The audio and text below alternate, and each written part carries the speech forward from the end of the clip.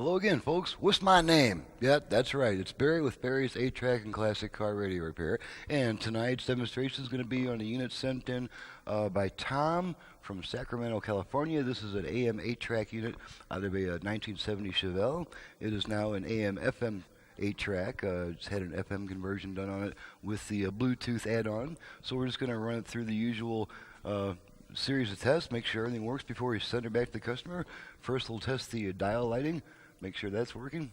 Replaced all three of those dial lamps. Now we're going to turn it on, and I currently have it set to FM.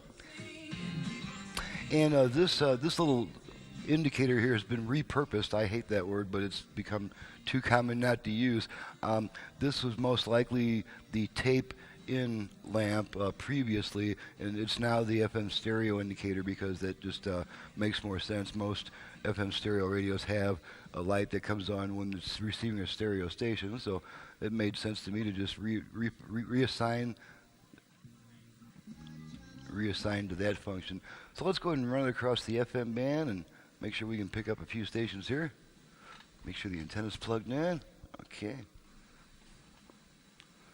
You know what? We're gonna turn our output speakers back up too. When it's late at night, I set my speakers down, but the meters still give a good indication. Okay, so here we go. Across the FM band we go.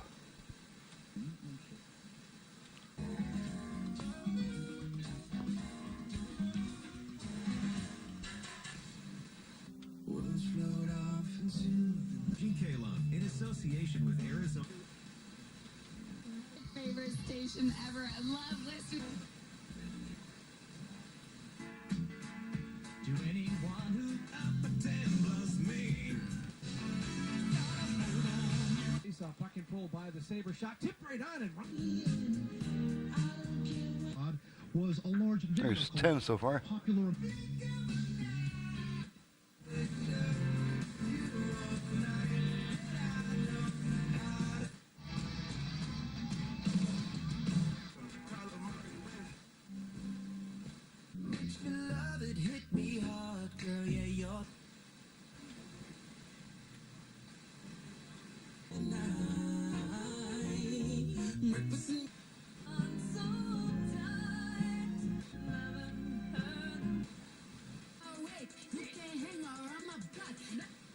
One who will listen is going to help make it better.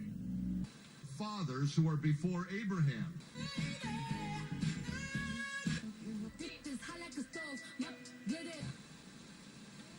A top aide to the president told reporters.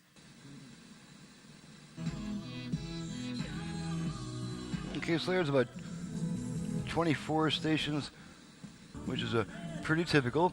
And let's go ahead and preset a station button. Let's go ahead and set this last push button to the station that's currently playing.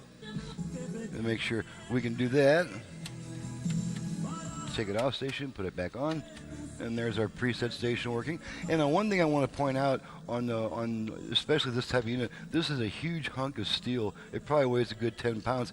And it's got these real flimsy, thin tuner push buttons, and so you want to be real careful. After 30 or 40 years of aging, these push buttons can be pretty brittle, and you want to pay real close attention when you press these buttons in to only go straight in with no up or down motion whatsoever. You want to go straight in, or these buttons are likely to break right off. For the same reason, this model has an eject button for the 8-track function, but I strongly recommend that you don't use it because it's going to put a lot of pressure on that button, and the fact that the button has a slant to it makes it real easy to go downwards when you're pressing it inwards. So I just would, if this was my radio, I would never use this button. I would just pull the tape out by hand. But at any rate, there's a little bit of warning on that. Okay, I'm not going to pick up too much on AM because it is after dark, but let's just go ahead and set it to AM. We should pick up something around 1400. So the way that we switch bands is to turn it off, then right back on within about a half a second. So off, on. Okay, now we're on AM. So let's just make sure we can pick up a little station somewhere in the 1400 range. There we go. Discovery outlined in the journal Nature. Go in that bracket. And there's another one. We have a man named Abimelech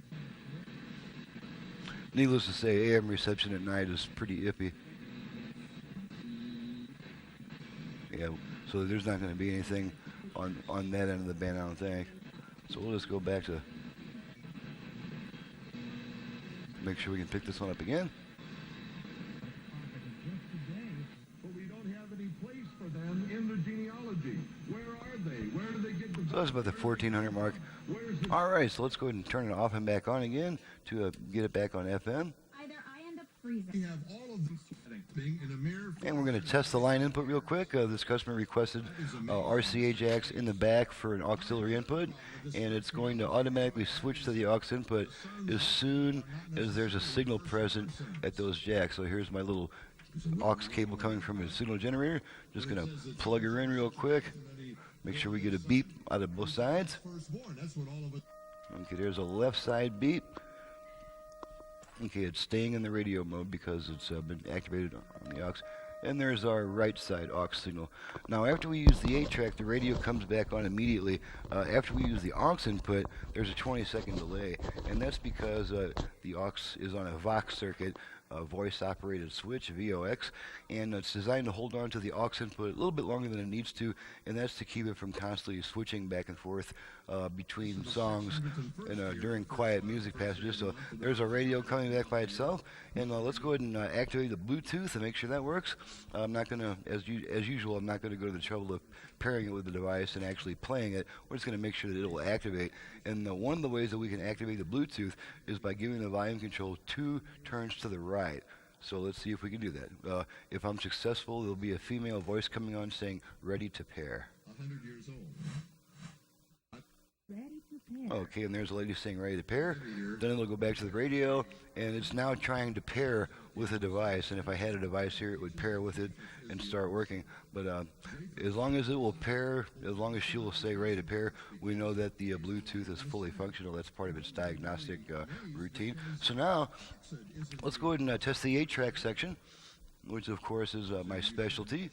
And as usual, we've got some Temptations on deck. I don't know how many times I've used this tape. Probably close to 200 times now I've used this tape. You may hear a couple little beeps here and there. When I'm troubleshooting the circuits, I sometimes inject test tones so that I can trace the signal with a scope.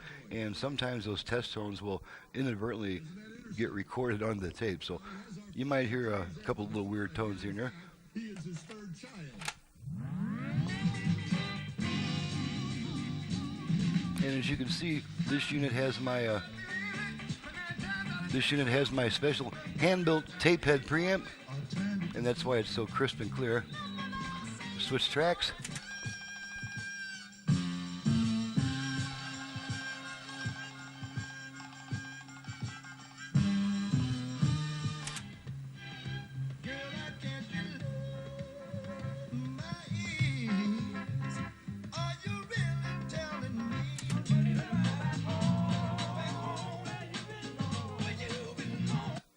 Pairing not a complete. Okay, there's our lady saying pairing not completed.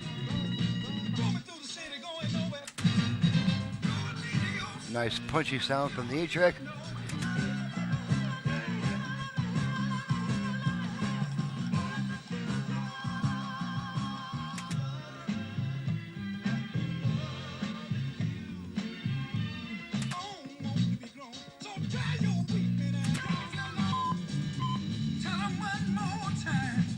Okay, gonna pull our tape out.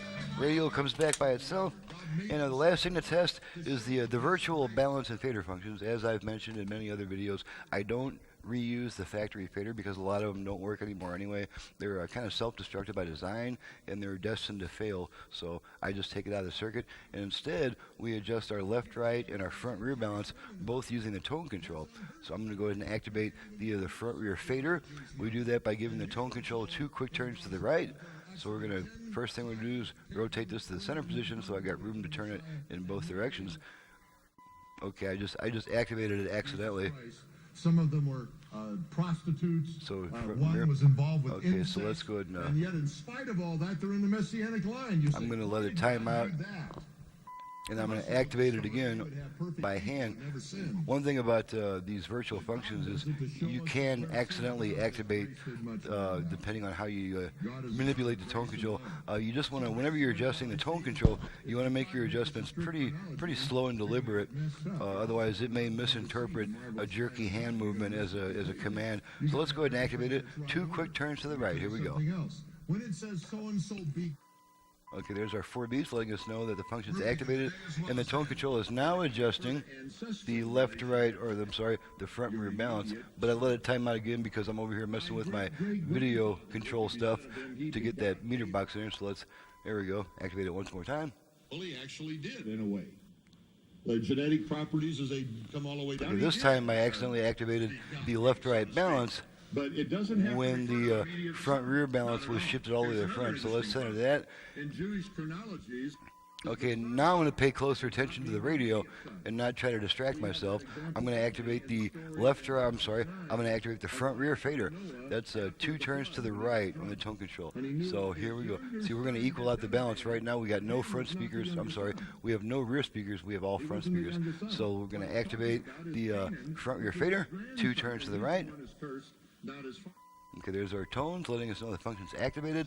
And now we can adjust that front rear balance with our tone control. And as long as you keep turning the control, it'll stay on that function. And as soon as you are satisfied and you take your hand off the control, which will be right about now. Matthew chapter 1 verse 8. Okay, let it time out. Okay, 1 beep lets us know that a function's timed out, and this is once again just a tone control. All right, now we're going to do the same thing, except we're going to adjust the left-right balance. And we do that the same way, except we turn the tone control twice to the left. So here we go. Okay, there's our beeps letting us know that the left to right is now activated. And now you can see this same control adjusts the left to right balance. Left out in that one statement when it says Joram begot. So I'm going to keep turning this for just a couple more seconds. Then I'm going to settle it on the center position where the speakers sound centered to me. Okay, take my hand off. And 1 beep lets us know the function's timed out. And this is once again just a tone control. So that completes the test. All the functions are working properly. She's ready to go back to the customer, and I'm ready to get back on the next customer's unit here. So I'm going to bid you guys a fond farewell. This is Barry with Barry's 8-track and classic car radio repair. Go away, radio. Go. Oops. Okay. And if you have an 8-track unit either for home or for car use in need of service, you can reach me directly at 928-533-9666. Needless to say, I also do FM conversions and modern conversions on classic car radios, beef up the output power quite a bit. We can add Bluetooth, USB features, auxiliary input, and on some AM/FM tuners, I can even double the existing number of FM station presets. So you're welcome to contact me for those reasons also. If you'd like to visit my website, it's extremely informative. I update it almost every day, and it just keeps getting bigger and bigger and hopefully not too much harder to navigate. But my website is in the description below. Thank you very much for watching and listening. We'll see you next time.